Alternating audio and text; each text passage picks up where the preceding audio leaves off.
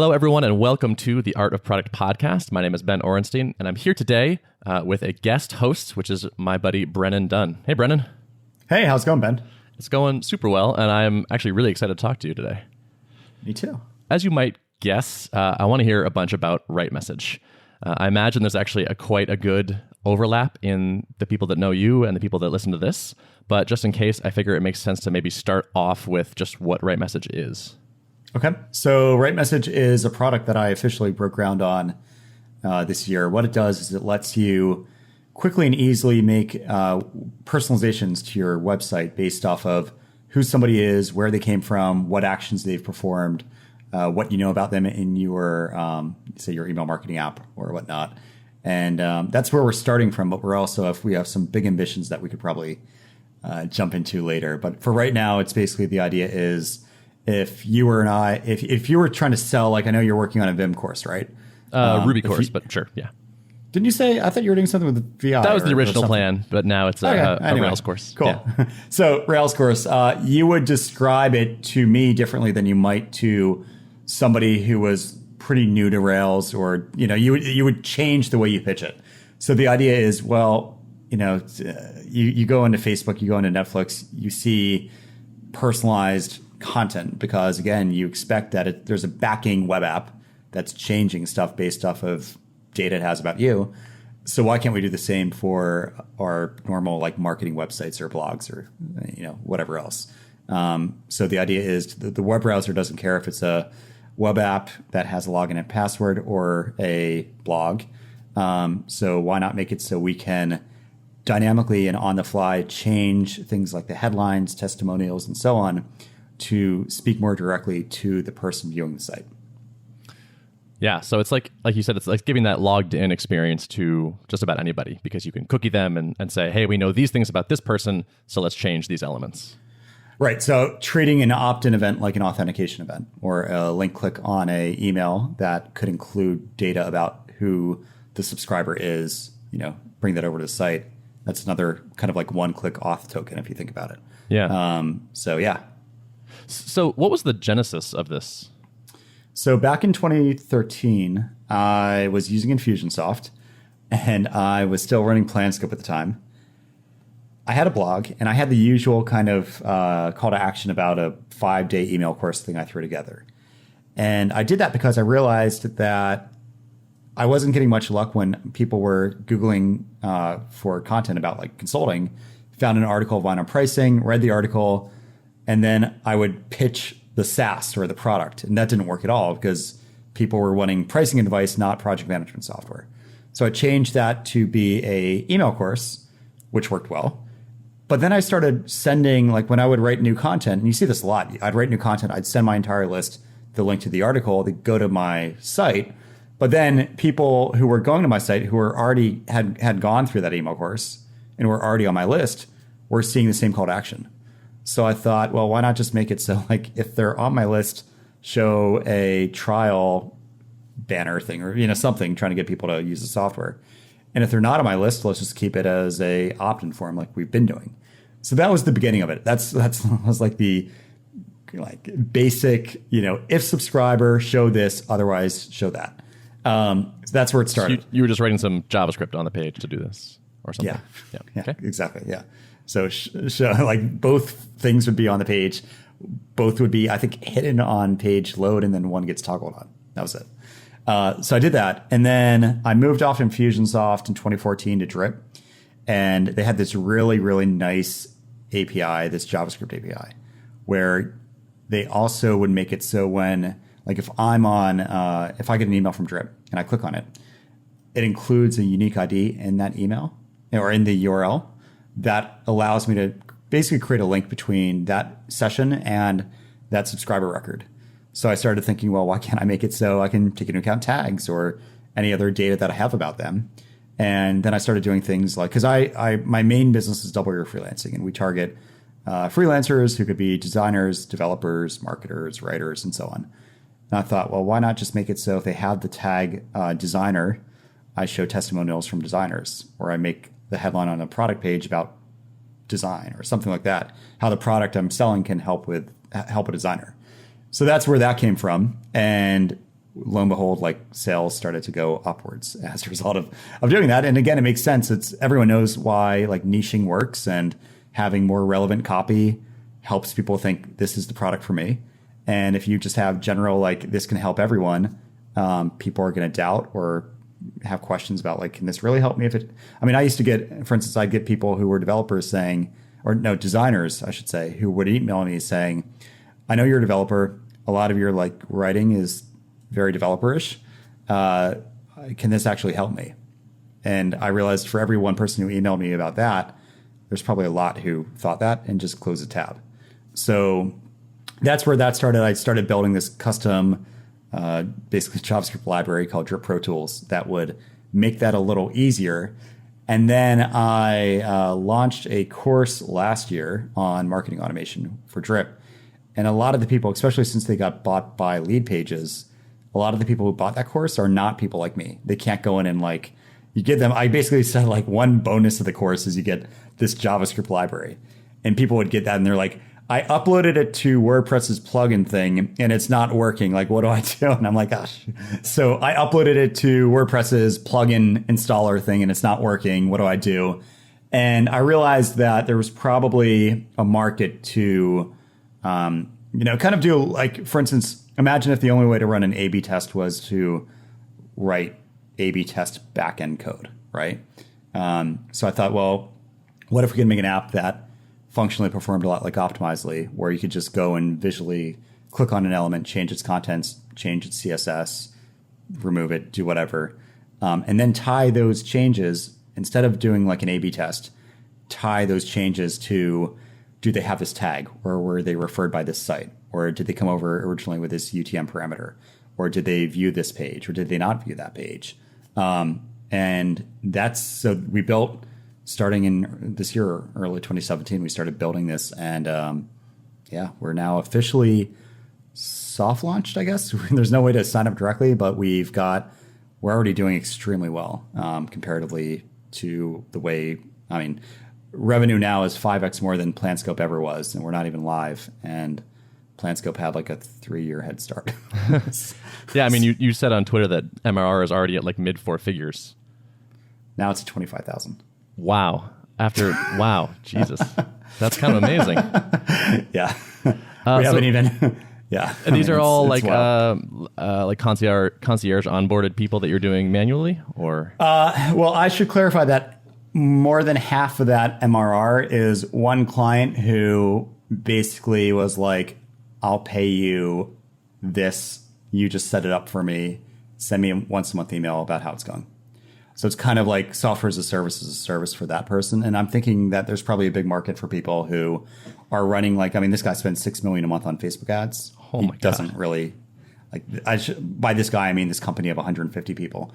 Yep. And, there's a lot of, in cases like that, I think there's a big market for going after the premium, the ones who, will pay a few thousand a month potentially for a service like this, who have decent lead volume and decent customer lifetime value.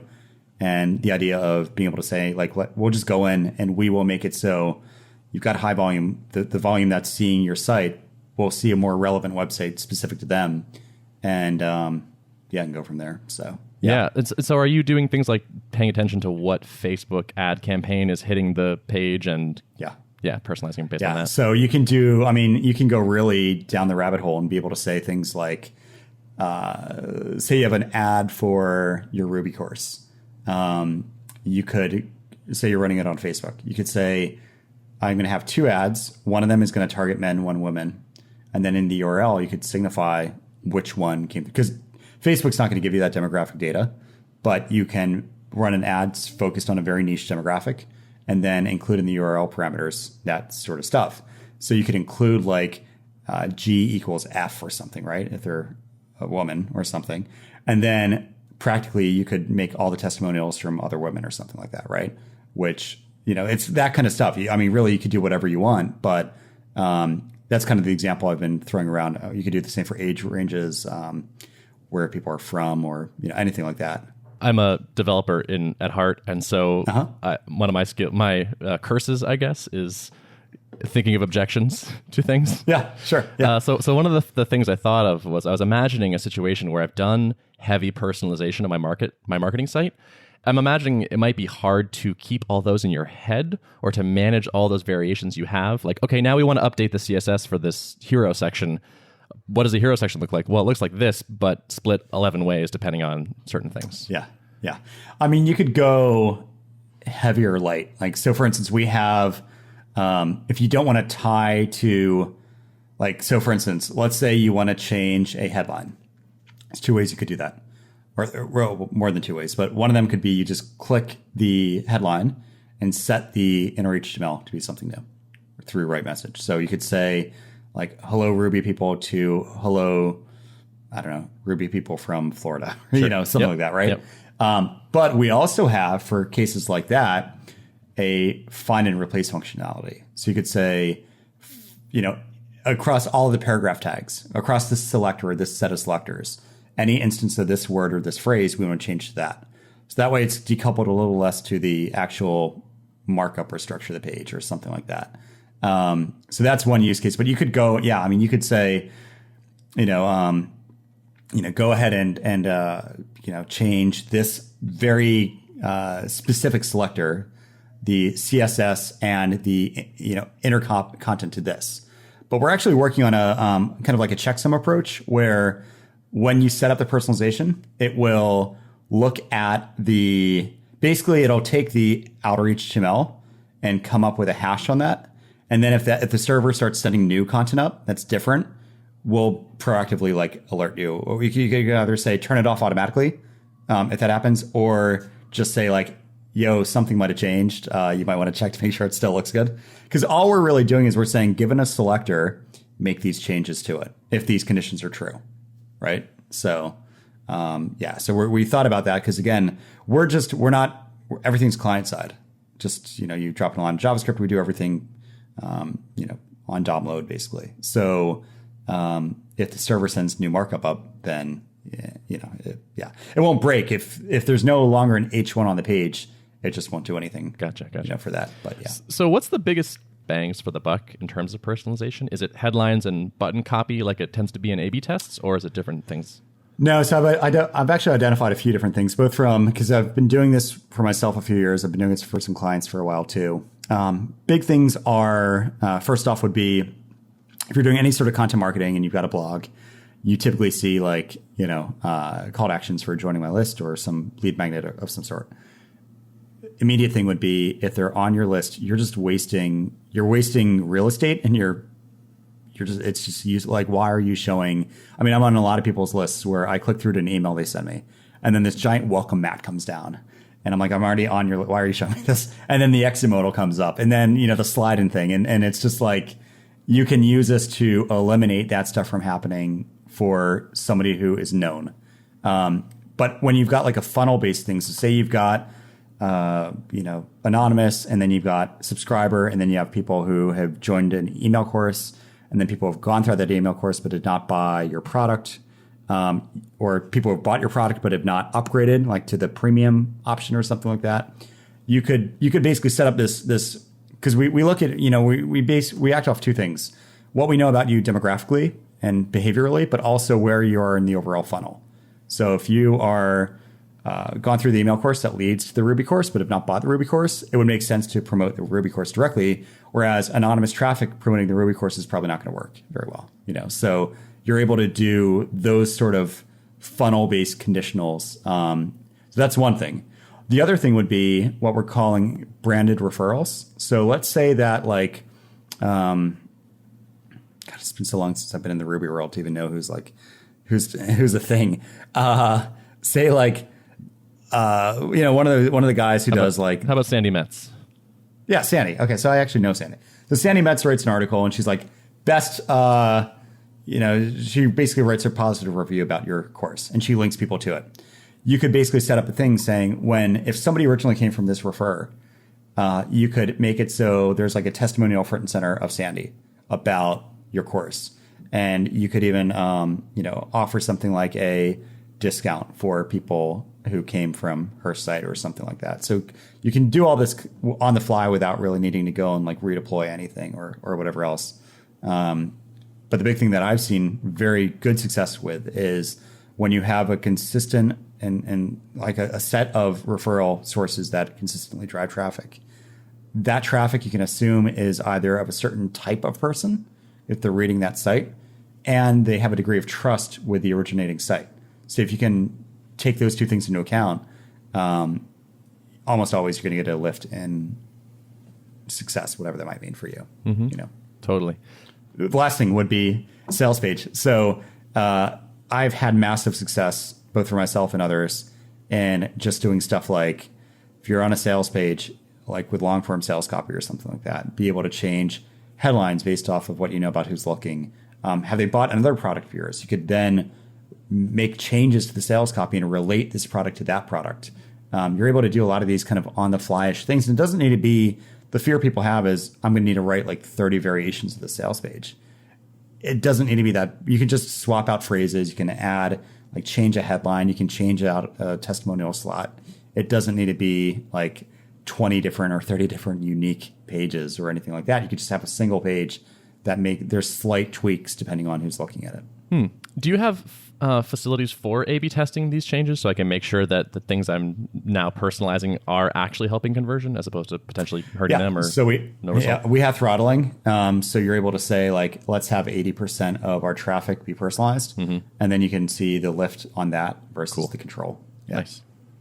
So there were two things that I want to call out in particular that I saw that I thought were very smart that you're doing. And that I've just picked up from Twitter. One is you found that a lot of the people you were talking to about RightMessage weren't quite ready for it, that they weren't quite sure what personalization was or how they could use it. And so you said, all right, no problem. I'm going to make a masterclass. I'm going to make a course on personalization. I just love that move. That was such like a nice like cut left here. Well, you know what it is? It's, to be honest, I have a very easy way of convincing somebody on the merits of it. And that is, again, if I asked you right now to just try to sell me on your Ruby course, you're going to sell me differently than you would to Sandy or to your mom, right? Like you're going to describe it differently. So that's the premise. And it's just the fact that for high touch offline sales, it's how it's always been done. Any good salesperson is going to listen and then take into account the way someone's acting, what they know about this person and so on, and they're going to tailor their pitch to them. So there's nothing new about this, right? It's just been harder for more static monologue type mediums like a web page to do that. So that's been the easy. It's easy to sell somebody on that, to get somebody convinced on like that could be very, very powerful when done right. The hard part though is it seems overwhelming. Like where do you start? What do you do? That kind of stuff. So yeah, you're right. That's why I started doing this course really is qualified lead gen for RightMessage. And what we're putting into the course is basically how do you develop customer personas? And then how do you extract segments out of these personas? And then how do you determine the kind of language that these discrete segments need to hear, based off of surveying and things like that. And then finally, how do you take all that and then start to personalize both maybe emails you send or your website or anything else based off that data. And then finally, how do you track? How do you gauge the effectiveness of it all? So yeah, what I'm doing is, it's obviously culminating in the shortcut to all this is RightMessage. But I'm trying to equip people with just the know-how that, I've learned over the last 4 years on how to do a lot of this stuff, just kind of, on my own. Yeah. And you're charging for that course? I am. Yeah. It's $97. So it's not a lot. Yep. But it's enough to qualify and make a little side revenue. And yeah. Yeah. No, I love that. I feel like I've seen people go the other direction, which is where they have an info product where they're teaching people some sort of concept. And they're like, actually, if I just made an app, I could make it even easier for people to have success. And then they make the app. And the fact that you went backwards, it made a lot of sense to me. Well, I kind of did. I had the course, the automation course that that's had code in it. But yeah, yeah, okay. again, but that course, I mean, we sold 400 copies of that. It was pretty validated that people wanted to learn this kind of stuff. So. Yeah, and I like that mentality, which is like, it sure would be nice if there were a course that got people in a perfect state so that they would be a great RightMessage customer. They would understand the value and know how to use it. And it's like, well, why don't we just make that course? Well, the thing I think a lot of people forget is you need to really prepare somebody to be a customer. Not everyone is ready to buy, and it's not their problem. It's not our problem. That's just how it is. So that's why, a good email course or good even a paid course is meant to prepare somebody to, again, I compare this to, if somebody shows up off the train in like 1848 or whenever the gold rush was in California, right? And you just hand them like a bag full of like pickaxes and stuff. It's not going to help them if they don't know where to go and how to use these tools, right? So it's the same kind of thing. It would be like saying, my dad has he used to have back in more the 90s, but a pretty successful timeshare business that he had. If I was to sign him up, let's say back then, to like an Optimizely account and said, have at it, he'd be like, I don't know what to do with this, right? So it's the same kind of thing. Like you need to prepare somebody to know how to use it in order for them to be most effective with it. So we've been trying to do a lot in terms of education and really not just as a way to like force people into the only option is RightMessage, but really just how do you think about, because a lot of people, when serving this, we've put together an interest list. The majority of people segment off of customer or non-customer, and that's it. Very few people segment in any other way, and it's just because they don't know how. So what we're doing is trying to fix that, because again, the better, and the more data you have about somebody, the more able you are to use that data to make whatever it is you're doing more relevant to them. Right, and increase conversion rates. Exactly. Yeah. So the other thing that I saw that I nodded along with vigorously was the bookmarklet that Shai made you for injecting your JavaScript onto somebody's site to do a demo for them. Yeah. I think that's awesome. It's like, you don't even need to install this before I can show it off. It's like, look, I'm showing it off in my browser, and this is what it would look like to you. Well, it's funny. I've kind of been, I don't want to say I'm pitching my friends in the open, but I kind of am, where I'm like going to ConvertKit's site, and I'm like, hey, you get a lot of traffic from Pat Flynn. Imagine what would happen if your homepage was like the email app Pat Flynn trusts. Like, what do you think that would do, right? From traffic coming from his site. So it's a way for, I'm able to, in a way, test use cases of the product, but also make it public. I mean, it's actually really for outreach, which I haven't done yet. But say I was going to, I don't know, so something like Tim Ferriss or something. I could go and basically record a screencast of this, or better yet, ideally long term, be able to link him directly to it and say, go here, and there's, let me know what you think, kind of thing, right? So yeah, I mean, that's been really helpful. We've had this attitude of really building in the open, where we're just showing like work in progress stuff and results and all that kind of stuff. And it's really, like, I was thinking, we have 700-ish people now on the early access list. And I was thinking, like, I haven't really done much promotion. My main list of 41,000 has never even been heard about this. Is early access people paying or people that are like very interested? No, people just on the interest list. Yeah. Okay. So, but I haven't, like, I've never promoted this to my main audience. But I've been doing a lot of building in the open, which is, I was thinking last night, I'm like, where the hell did 700 people come from? But then I realized it's because I've been consistently not just holing up, and Shai and I aren't just here like hacking away. We're actually exposing like what it is we're doing, getting feedback, jumping on calls and stuff. And it's really been helpful just from a messaging perspective for us, but also from really a results perspective, and that we've been able to get to what I think is a pretty decent MRR from having there's no way to even sign up yet. Yeah, I'd say so. Can you talk more for a second about the $13,000 customer or whatever, that like the person where you're doing it for them? Just talk a little bit more about that concept of like we do like a fully managed SaaS thing.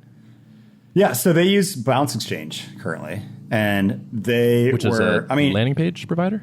Well, no, it's more of a. Imagine you have a team of people who are really good at copywriting using Opt and Monster on your behalf. It's basically them. Okay. But they charge $15,000 a month for that. What was Opt-in Monster? Like a little exit pop. Have you seen the whole like big pop up? I want to lose weight, or no, I want to die of obesity. I love like, being fat. One. I'm such a loser. Exactly. Yeah. That's them. So great. Love that. Them. Yeah. But apparently it works really well. Yeah. So, okay. It was interesting. I was giving this demo, and he was an internet marketer turned selling supplements online, right? It was very well. And I was giving the demo, and he basically cut me off and saying like, what's your like end goal with this? I was like, this is a weird chain twist to a product demo. And he was basically saying like, look, he went into how he uses Optimizer, Balance Exchange, and was basically saying, they came to me and they said, pay us $15,000 a month. We will get on a quick call with you every Friday, detailing exactly what net effect we've had on overall conversions as a result of what we did this week. There's no product. Like apparently they have some backing product, but for the most part, the end customer doesn't see any, like there's no app for them, right? It's basically like a productized consulting gig if you think about it. But what he was saying is like, look, if I needed to get people in here to do this, I would need to hire probably at least 2 people. It's going to be well over the $15,000 anyway that I'm paying these people. They've got a guarantee in place where you can't get refunded for the last month. So, you can't do that with employees. And that was the argument is, look, there's a level of people who do not want to go through the masterclass course I'm doing, they are running a business and they have more important things to do. And I mean, in terms of like revenue growth, we're looking at it. I was talking to my friend Brian Harris, and he was talking about Elon Musk and how the whole Tesla strategy was to go after the premium market first and then go down, right? So start with like basically the people who have the product in place or the business in place they could benefit greatly from this. They will pay a lot of money for this. They will fund the R&D of the product, which then you can go down market from there. And basically, anytime you try to do the opposite, where you start on the cheap end and then try to go up to the high end, it's a really hard to do that versus going down market, apparently. Yeah. So do you see yourself taking a lot of clients like this and that kind of being the medium term play?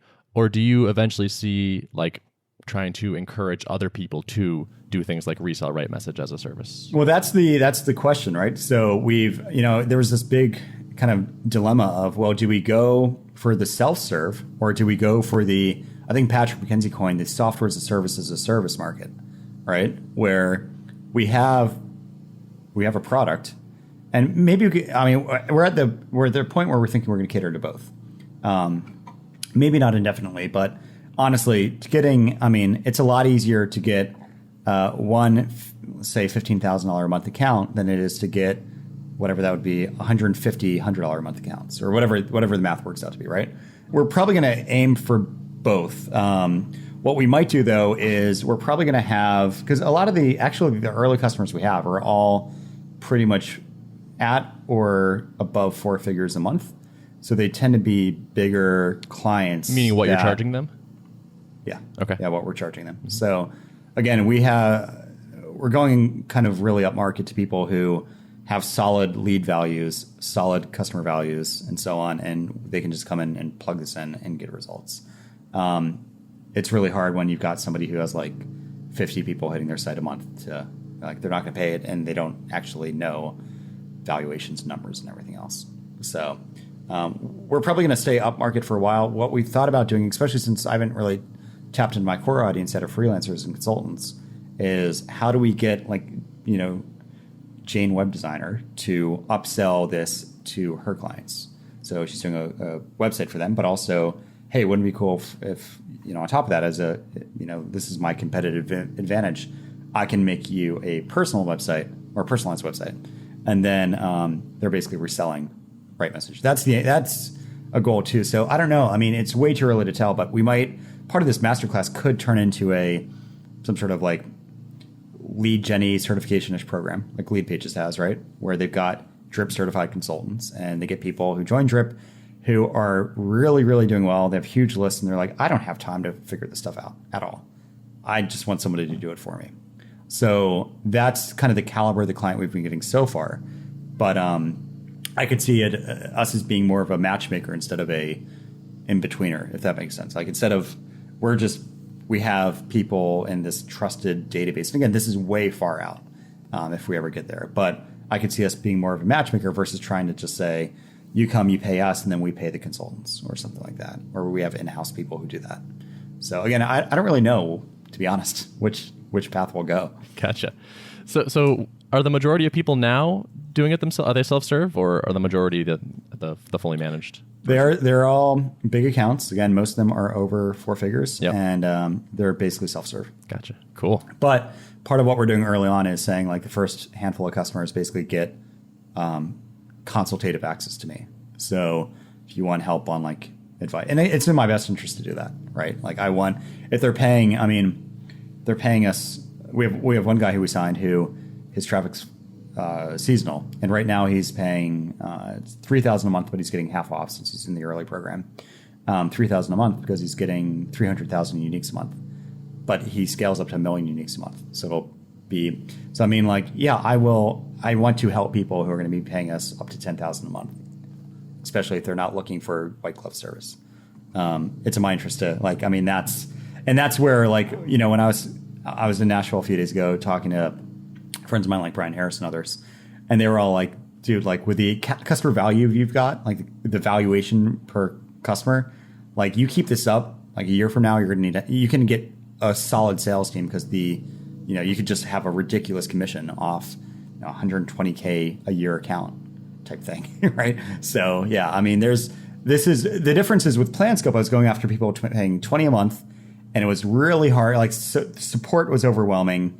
It's getting to go back to Patrick. He's always talking about how the cheapest customers are the worst, right? So it's been really refreshing seeing these people who see the value in the product, see how this could directly and immediately benefit their existing business, are willing to pay a lot for it, do pay a lot for it, and are pretty hands off. Yeah.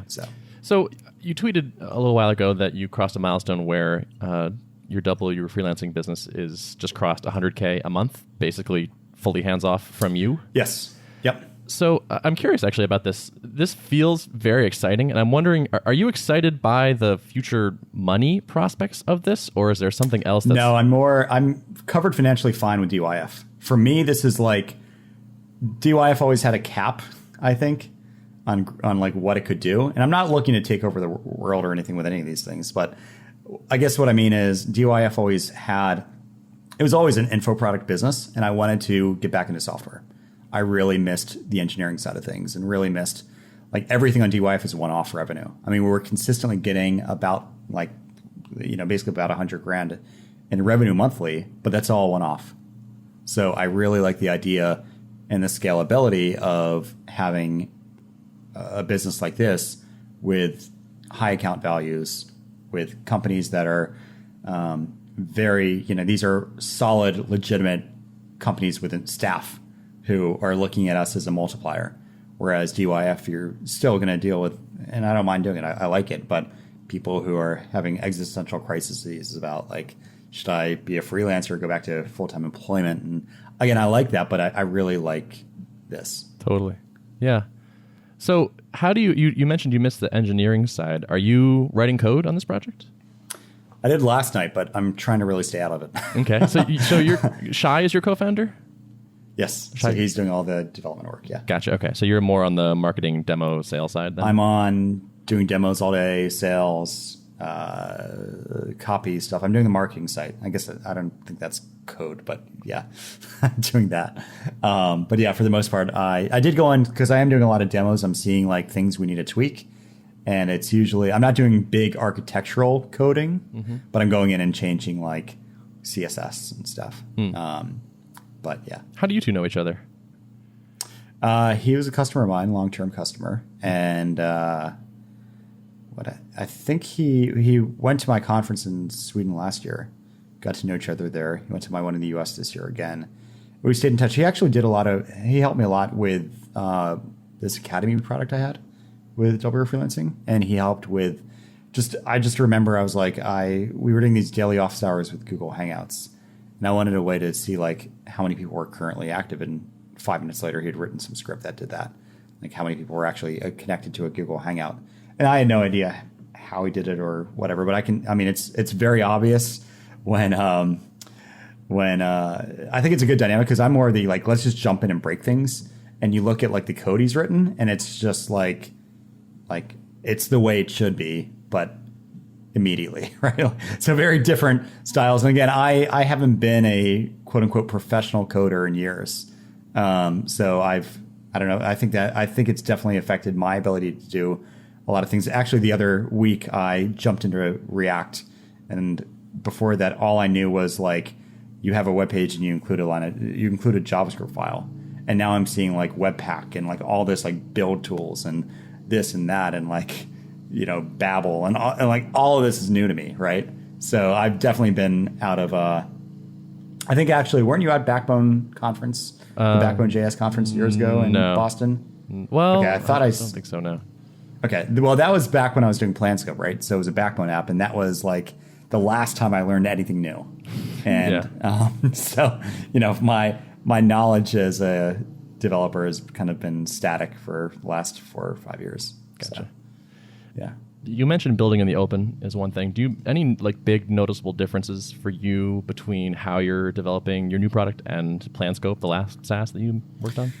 Yeah. So, I've been trying to think of like what are the differences. One thing has been I'm very, very not afraid to email people. So people in my interest system, I'm just showing off like what we're doing, getting feedback, getting conversations going. Whereas before I was just very much like build in the dark and push it out and then, something like that. So that's surprising because you're such a teacher. I'm a little surprised to hear that. But this was PlanScope. When I was doing PlanScope, I wasn't. Oh, really? That predated. That predated? DYF, yeah. Oh, okay. Gotcha. Yeah. So I think that's been one thing. The other thing was and this was the engineer in me who was sick of consulting and wanted to start a SaaS with PlanScope. I really resisted anything high touch. And now there's no way to even sign up without getting on the phone with me. And I actually learned that from my friend Andrew Culver, who, he did Churnbuster. And I remember when I signed up for Churnbuster, he basically called me on Skype and said, share your screen, go here, and walk me through you setting it up. So he was able to watch me like get confused about certain parts of the app and stuff and let me be in the driver's seat about that, right? And that was so huge. And so now I'm really like, I haven't even thought about onboarding because I haven't onboarded enough customers yet, right? So I'm waiting to I'm recording everything, every call I do, every setup. It's all being recorded. I'm actually going to pipe it all into Rev for transcription so I can start to look at like common things that people are saying and stuff, which will then just get fed back into by either the onboarding or the sales copy itself. And I'm just doing a lot of that. Like I'm really realizing the power of, and I've been seeing this even with DYF. Like anything I knew I ever did was always sold first over email or over Skype. And then when I had enough data, I would then bake it into a sales page. And that I think is part of where maybe a lot of this stuff has come from, because when selling a certain product over email, I'm going to modify, like I might have a template-y pitch, but I'm always going to tweak stuff with it, right? So, but then once you put it live on a sales page, I stopped doing that. So that's, I think, what got me to start thinking like, well, what if we could partially get that done, right? On a traditional web page. Very cool. Well, yeah. We're hitting about time, but it's been awesome talking to you, and congrats on the success. This is pretty amazing, and it's fun to watch, honestly. Yeah, thank you. No, I'm actually very floored about how well it's doing. Knocking on wood here, but it's definitely seemed like I'm not very big on the whole like idea thing, right? Like, oh, I've got this great idea or whatever. But I mean, the revenue has matched the verbal feedback people are giving me. So no one's been like, oh, this is a great idea, and then I asked them to buy, and they're like, oh yeah, no. They've been saying this is a great idea, and then I ask them to buy, and they pay immediately. So in my mind, I think we're onto something. Cool. Well, I hope it continues, and I hope you keep doing it in the open so we can watch and see what's going on. I will. Yeah, everything. We'll probably be putting it up. We might have an issue doing. We want to go on the Barometrics Open Startups thing, because actually Barometrics is nice. Coming on board in a few weeks as a customer of ours. But the issue is everything is metered billing. So I don't know how that would work with their revenue stuff. So yeah, cool. I need to ask Josh. He's on a retreat though. So Gotcha. Cool. Well, that'd be awesome to get the full stats. That'd be really interesting to see.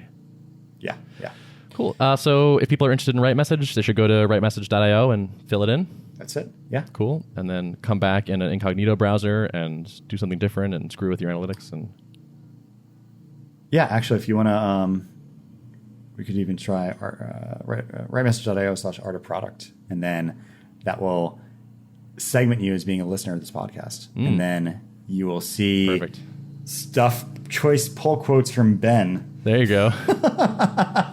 Scattered throughout the sales copy. You're committing to doing that now. You want to leave that in there? Yeah. Okay. I'll, depending on, unless you're getting it up in an hour or two. No. I'll get it up. Okay, cool. So rightmessage.io/art of product, and you can see the things in action. And then you can just go to the root site and see what's actually changed from the basic one. Correct. Yeah. Cool. Awesome. That sounds great. Well, thanks for coming on, Brennan. It's good to talk to you. Yeah. Thank you, Ben. All right. Take care. If you'd like to access the show notes for this episode, you can go to artofproduct.com, and we'll see you next time.